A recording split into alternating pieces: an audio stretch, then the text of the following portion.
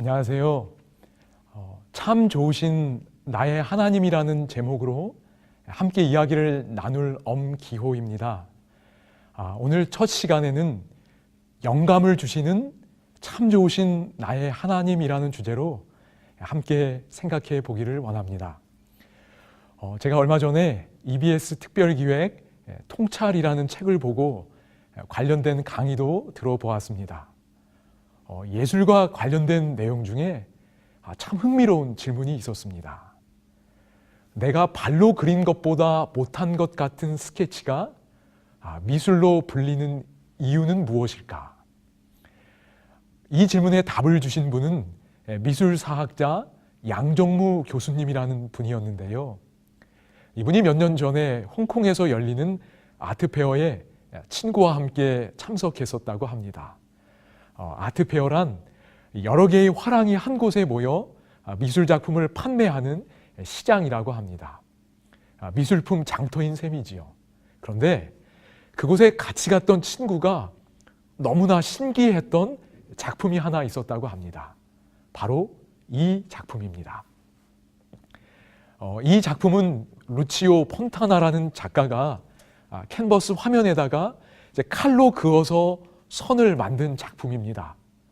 회화도 아니고 조각도 아닌, 그래서 새로운 공간을 창조했다는 평가를 받고 있습니다. 그런데 이 작품이 얼마 정도의 거래가 되었을까요? 그 교수님의 설명에 따르면 크기가 작은 작품임에도 불구하고 무려 100만 달러 이상의 고가로 거래가 되었다고 합니다. 참 놀랍지요? 다시 처음에 질문으로 돌아와 볼까요? 우리가 볼 때 별것 아닌 것 같은 작품이 수준 높은 예술로 인정되고 그렇게 고가로 거래되는 이유는 무엇일까요? 충분한 설명은 아닐지라도 이 질문에 대한 그 교수님의 설명은 다음과 같았습니다. 그 교수님은 이 사진을 보여주었는데요. 이 차는 1980년대에 생산된 피아트 쿠페라는 자동차인데요. 혹시 방금 보았던 작품과의 연관성이 보이시나요? 네, 바로 이 부분이 서로 닮았습니다. 그 교수님의 설명에 따르면 이 자동차의 디자인은 루치오 폰타나의 바로 이 작품에서 영감을 받아 독창적인 디자인을 만들 수 있었다고 합니다. 왜 이런 작품이 예술적인 작품으로 인정되고 고가에 거래될 수 있는가? 그것은 누군가에게 영감을 주면서 새로운 작품이 창작될 수 있도록 돕기 때문이라고 합니다. 새롭고 멋진 예술 작품이 만들어지기 위해서 번뜩이는 영감이 필요한 것처럼 오늘 우리의 삶이 새롭게 변화되기 위해서도 역시 영감이 필요합니다. 우리는 자신을 변화시키는 능력을 갖고 있지 못합니다. 그래서 우리에게는 하나님이 주시는 영감, 곧 거룩한 깨달음과 감동이 필요합니다. 제가 동성학교라는 곳에서 학생들과 함께 지내고 있는데요. 작년에 한 여학생에게서 받은 생일 축하 편지입니다. 그런데 이 학생이 고민이 어찌나 많았는지 생일 축하 편지인데 거기에 고민의 내용도 많이 포함되어 있었습니다. 혹시 시간이 되신다면 앞으로 진로 상담 들어주세요. 요즘 고민이 이만저만이 아니라서 그 고민 중 하나가 저는 하나님을 더 알고 더 만나고 싶고 친해지고 싶은데 그게 좀처럼 안 된다는 거예요. 사람을 미워하는 마음만 갈수록 커지고 저희 엄마는 기도하라고 하시더라고요. 어떻게 해야 돼요? 너무 제 고민만 늘어놓은 것 같네요. 이게 이 친구의 고민의 내용이었습니다. 여러분, 멋진 예술 작품이 만들어지기 위해서 영감이 필요하듯이 이 학생의 마음과 삶이 새롭게 되기 위해서도 뭐가 필요할까요? 네, 하나님이 주시는 깨달음과 감동, 곧 거룩한 영감이 필요합니다. 이 편지가 기록된 것은 2017년 8월 초였습니다. 그런데 그해 12월이 될 때까지 이 학생은 하나님이 주시는 영감을 잘 받지 못했던 것 같습니다.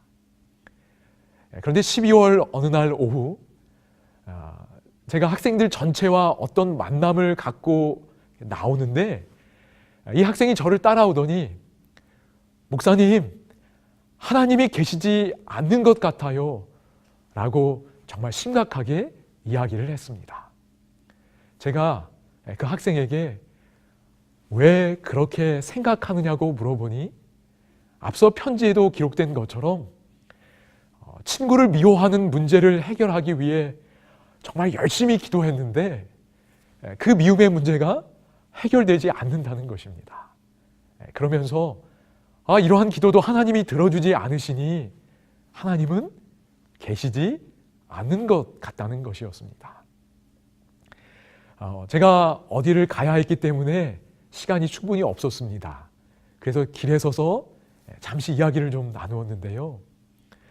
그 학생의 이름이 이제 희영이입니다. 그래서 제가 희영이한테 희영아, 기도의 응답을 받는 분들이 많이 계시는데 너의 기도의 응답이 지체되는 데에는 어떤 이유가 있지 않을까? 이렇게 지체되는 과정에서 너가 먼저 배우기를 원하시는 어떤 교훈이 있지 않을까? 함께 같이 생각하며 기도해 보자고 말을 해 주었습니다. 그리고 그렇게 해보겠다고 이야기를 나누었습니다.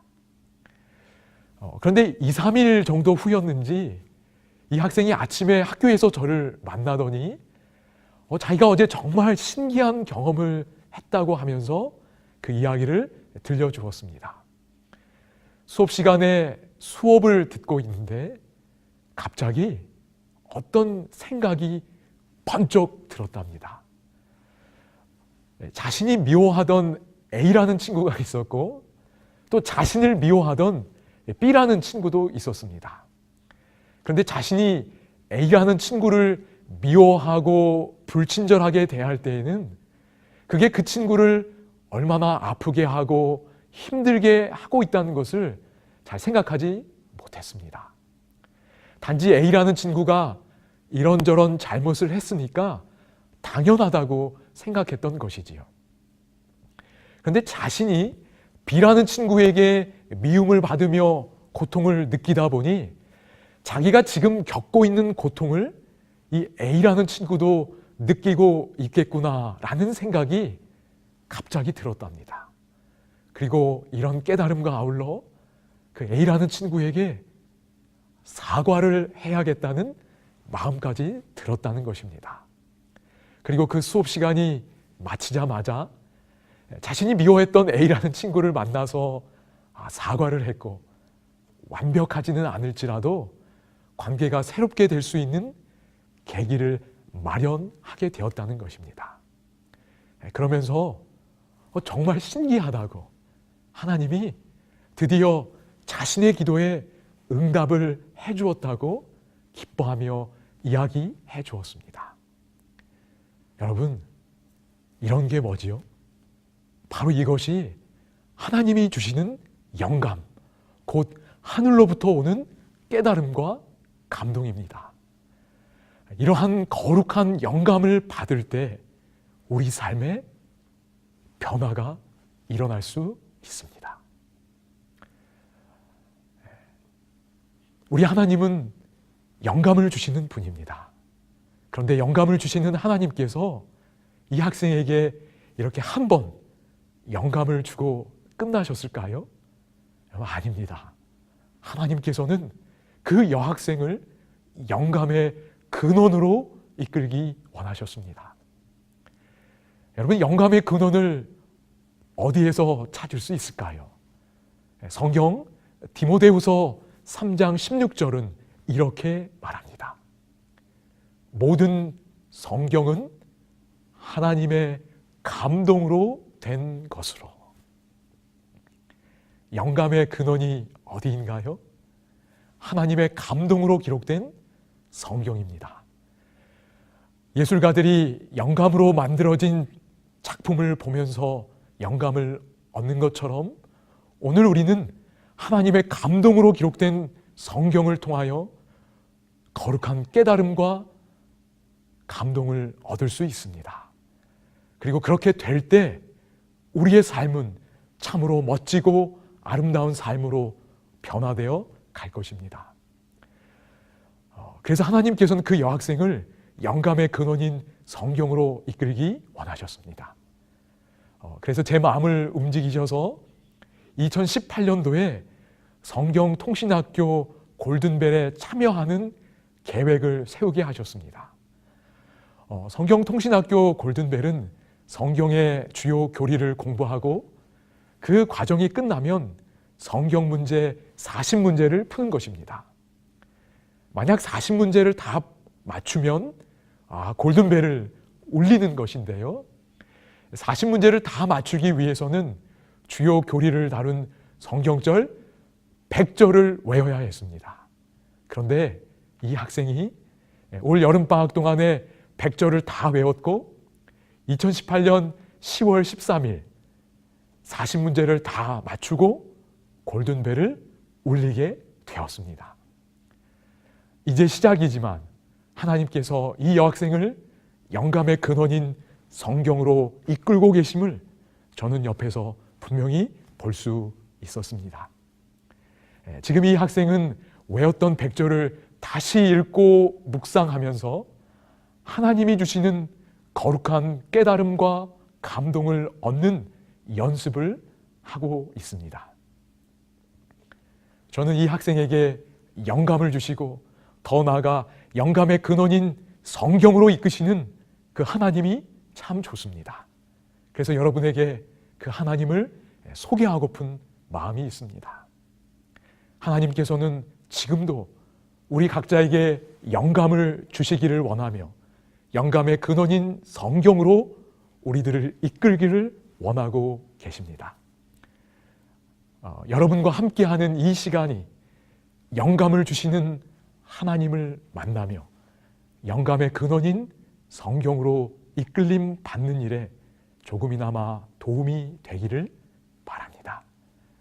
이제 다음 시간에는 영감의 근원이 되는 성경을 우리가 어떻게 읽으며 하나님이 주시는 영감을 받을 수 있는지 함께 생각해 보고자 합니다. 감사합니다.